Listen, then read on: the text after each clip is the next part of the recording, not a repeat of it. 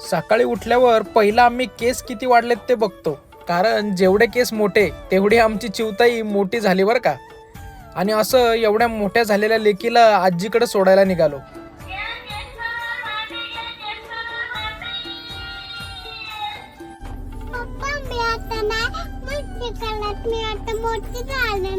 हो, मोठी झाली माझी बाई.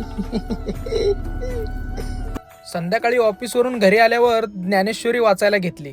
त्यात भगवान श्रीकृष्ण अर्जुनाला सांगतात, हे काम क्रोध पाण्याशिवाय बुडवितात, अग्नीशिवाय जाळतात आणि प्राण्याला न कळता गिळतात.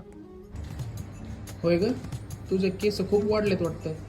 हा, वाढलेत तसे, पण का नाही, कापून ये ना, आणि येताना कापलेले केस सोबत घेऊन ये. कशाला ते?